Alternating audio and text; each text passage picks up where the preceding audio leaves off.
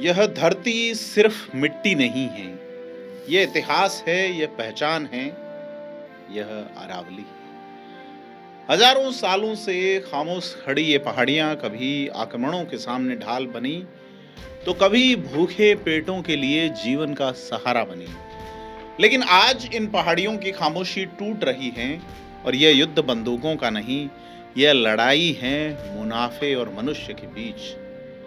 Corporate ताकत बनाम ग्रामीण अस्तित्व की, जहां विकास के नाम पर धरती का सीना चीरने की तैयारी है, और लोग पूछ रहे हैं क्या हमारी जड़ें, हमारी जमीन, हमारी सांसें किसी कंपनी की फाइल से कम कीमती हैं। आज हम आपको ले चलेंगे राजस्थान के सिरोही जिले में, जहां अरावली कराह रही है और पिंडवाड़ा खड़ा है अपने वजूद की लड़ाई लड़ने के लिए। ये कहानी है अरावली के क्रंदन की, ये कहानी है जल, जंगल और जमीन की।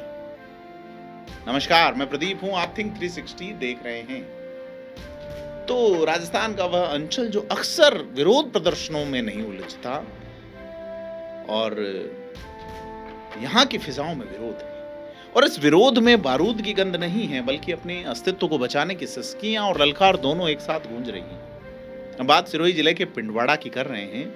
वही सिरोही जहां अरावली की प्राचीन पहाड़ियां सदियों से आदिवासियों और किसानों की रक्षक रही है, लेकिन आज वही अरावली लहूलुहान है, और वहां के लोग एक ऐसी जंग लड़ रहे हैं जिसे कॉरपोरेट मुनाफे बनाम ग्रामीण अस्तित्व की लड़ाई कहा जा रहा है। कल्पना कीजिए कि एक सुबह आप अपनी उस जमीन पर जागे जहां आपकी 7 पीढ़ियां या उससे भी अधिक पीढ़ियां पली बढ़ी। अचानक आपको पता चले कि वह जमीन अब आपकी नहीं रही, वह किसी बड़ी सीमेंट कंपनी के नाम हो चुकी है या खनन कंपनी के नाम हो चुकी है। यह कोई डरावना सपना नहीं, पिंडवाड़ा तहसील के 12 गांवों के हजारों लोगों के लिए यह एक हकीकत का रूप लेता जा रहा है। और बात करेंगे मैसर्स कमलेश मेटाकास्ट प्राइवेट लिमिटेड के उस 800 हेक्टेयर के खनन प्रोजेक्ट पर, जिसने पूरे इलाके में सामाजिक और पर्यावरणीय भूचाल लाने की तैयारी कर दी है। 28 जनवरी को आह्वान किया गया है महापंचायत का। अगर इस विवाद की गहराई को आंकड़ों के आईने में देखें तो सिरोही की पिंडवाड़ा तहसील में इस निजी कंपनी को लाइमस्टोन यानी कि चूना पत्थर के खनन के लिए एक विशाल पट्टा प्रस्तावित किया गया है। कोई छोटा मोटा टुकड़ा नहीं है। 800.99 यानी 801 हेक्टेयर जमीन पे फैला हुआ है, और अगर आसान भाषा में कहें तो 2000 एकड़ से भी ज्यादा का इलाका। इस प्रोजेक्ट की जद में रोहिड़ा, भारजा, वाटेरा, भीमाणा, डोली, फली, पीपला और खराडोली जैसे शांत गांव आ रहे हैं। कंपनी की योजना है कि यहां से सालाना लगभग 2.85 मिलियन टन लाइमस्टोन जो है वो निकाला जाए, और इसके लिए वहां 1000 टन प्रति घंटा की क्षमता वाला विशाल क्रशर प्लांट लगाए जाने की बात है। लेकिन स्थानीय लोगों का कहना है कि सिर्फ पत्थर पीसने वाली मशीन नहीं होगी। यह मशीन उनकी अपनी संस्कृति, अपनी आजीविका और उनके अपनों के आने वाली पीढ़ियों के भविष्य को भी पीसने वाली होगी। ग्रामीणों का दर्द और उनका गुस्सा पिछले 4 महीनों से सड़कों पे है। एडवोकेट तुषार पुरोहित, जो कि जर्नलिस्ट हैं, जिनको सीएम की सभा में जाने से रोका गया, समेत कई ग्रामीणों के नेतृत्व में एक ही सवाल पूछा जा रहा है कि यह विकास किसके लिए है। इस 800 हेक्टेयर की प्रस्तावित क्षेत्र में से लगभग 555 हेक्टेयर जमीन निजी किसानों की बताई जा रही है, और कहा जा रहा है इसे बंजर बताया गया है, जबकि पीढ़ियों से किसान यहाँ खेती कर रहे हैं। और अगर यह माइनिंग कंपनी के पास चली गई तो किसान जाएंगे कहाँ और कहाँ क्या खाएंगे। और 21 हेक्टेयर भूमि चरागाह यानी गोचर भी। अब देखिए, सदियों तक लोगों ने जमीन नहीं जाने दी, और ये चरागाह है जो इस इलाके में एक बड़ा समाज, इसी समाज के विधायक हैं, पड़ोसी विधानसभा क्षेत्र सिरोही में इसी जिले के जिला मुख्यालय से मंत्री हैं ओटाराम देवासी। उस समाज की तो ये चरागाह भूमियां ही आजीविका, जीवन मरण का प्रश्न है रायका और रेबारी समाज के लिए। पशुपालक समाज बिना सार्वजनिक चरागाह मवेशी कहां चराएंगे। और एक बड़ा कारण भी है कि पास के रानीधरा गांव की कहानी देखें तो वहाँ ये है कि पत्थर की घड़ाई और धूल के कारण सिलिकोसिस एक ऐसा कहर बरपा है, सिलिकोसिस के रूप में, जहां अधिकांश महिलाओं की स्थिति वैधव्य जीवन भुगतने की है। पिंडवाड़ा के लोगों का डर है कि अगर उनके गांव के बगल में इतना बड़ा खनन प्रोजेक्ट शुरू होगा तो अगली पीढ़ी भी इस सिलिकोसिस की धूल में घुट-घुट कर मरने को मजबूर होगी। कारण है कि ग्रामीणों ने सरकारी योजनाओं और शिविरों का पूर्ण बहिष्कार किया है। उनका साफ कहना है कि हमारी जमीन ही नहीं बचेगी तो योजनाओं का करेंगी क्या।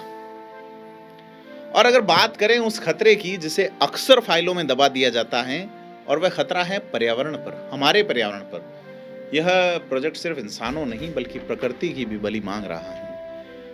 पूरा खनन क्षेत्र सूखली नदी के बहाव क्षेत्र को प्रभावित करेगा। नदी लीज एरिया के ठीक बीच से गुजरती है। अगर माइनिंग के कारण नदी का रास्ता रुका या उसका जल प्रदूषित हुआ तो पूरे क्षेत्र में भयानक जल संकट खड़ा हो जाएगा। इतना ही नहीं, माउंट आबू वन्यजीव अभ्यारण्य यहाँ से मात्र 5.5 किलोमीटर की दूरी पर बताया जाता है। यह इलाका तेंदुओं, भालुओं और अन्य दुर्लभ वन्यजीवों का एक घर है। कुछ ही घर तो बचे हैं। भारी विस्फोटों और मशीनों के शोर से इन बेजुबान जानवरों का जीवन नर्क नहीं बन जाएगा।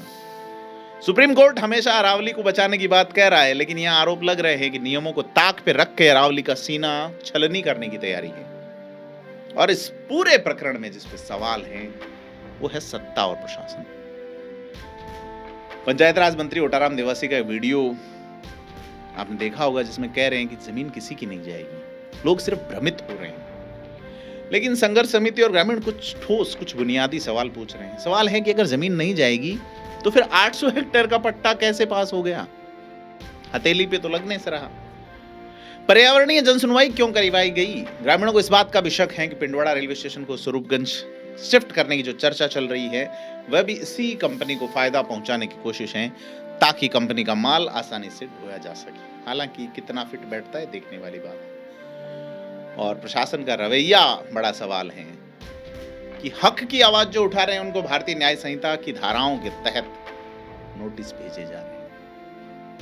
लोगों का कहना है कि क्या लोकतंत्र में अपनी जमीन बचाने के लिए शांतिपूर्ण आंदोलन करना अब अपराध की श्रेणी में आ गया है? प्रशासन का दबाव ग्रामीणों के आक्रोश में, जो उनकी आग है आक्रोश की, उसमें घी डाल रहा है। अब सवाल यह है कि इस इलाके में रहने वाले जड़वा चौधरी समाज, कलवी समाज, कांची, आदिवासी जैसे तमाम वर्ग अपनी आपसी सामाजिक दूरियां किनारे रखते हुए एक मंच पे हैं।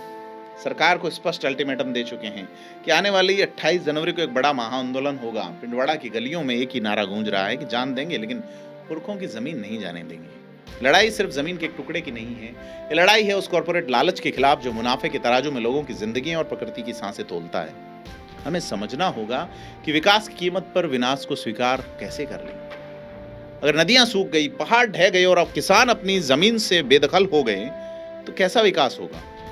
पिंडवाड़ा के ग्रामीण आज देश के हर उस नागरिक की तरफ देख रहे हैं जो न्याय और प्रकृति में विश्वास रखता है, और उनकी आवाज को निश्चित तौर पे दिल्ली और जयपुर की बैठी सत्ता के गलियारों तक पहुंचाना हमारी, आपकी तो जिम्मेदारी है। तो याद रखिए, आज जो आग पिंडवाड़ा जंगलों और खेतों में लगी है वह कल किसी शहर या गांव तक भी पहुंचेगी। आज हम चुप रहे तो कल बोलने का हक भी खो देंगे। 28 जनवरी को तारीख एक निर्णायक मोड़ ला सकती है। क्या सरकार जनभावनाओं का सम्मान करेगी या कॉरपोरेट हितों के आगे नतमस्तक होगी? ये वक्त बताएगा। क्या आपको लगता है कि पिंडवाड़ा के इन किसानों और आदिवासियों की लड़ाई जायज है? तो इस जानकारी को आप ज़्यादा से ज़्यादा लोगों को शेयर करें और इस मुद्दे पे अपनी राय जरूर बताएं। और इन ग्रामीणों की बुलंद आवाज़, खास करके जबकि अरावली से सक रही, उन्हें हमारे संवेदनाओं की ज़रूरत नहीं, हमारे समर्थन की है।